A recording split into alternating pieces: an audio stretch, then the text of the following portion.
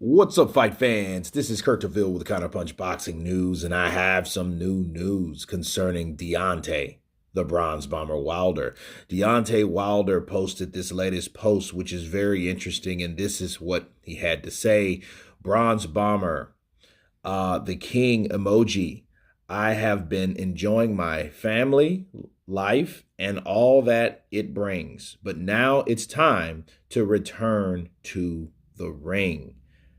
Hashtag bomb Z squad. Hashtag till this day.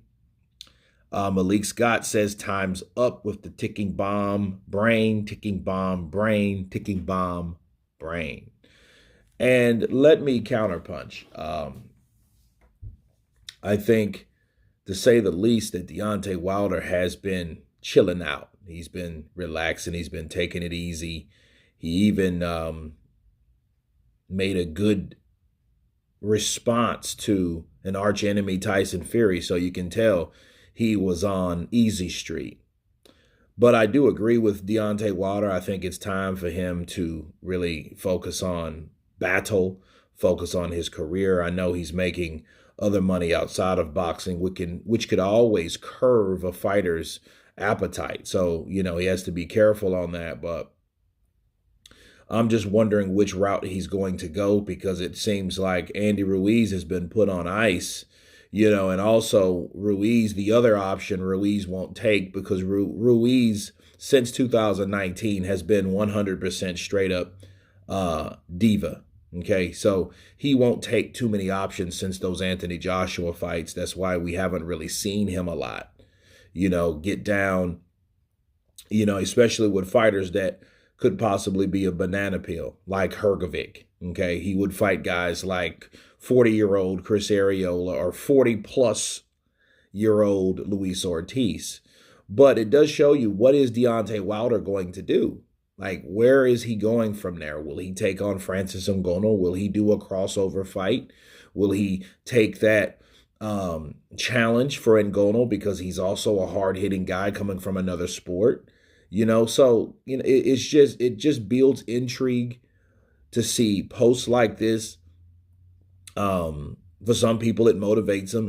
For me, it just makes me more curious on what he intends on doing, because we've heard a lot of names get thrown around. We've heard Joshua. We've heard of Fury 4. Of course, we heard the Ngannou fight or fights, so it just lets you know. It just puts you in a mind of, like, what is he really going to do now? But whatever he's going to do, I think we should look forward to it, unless it's something that we don't want to see. Okay. Ideally, I would want him to fight Joshua, but Joshua is on his way back to the winning column. Okay. Where Deontay Wilder has achieved that last year.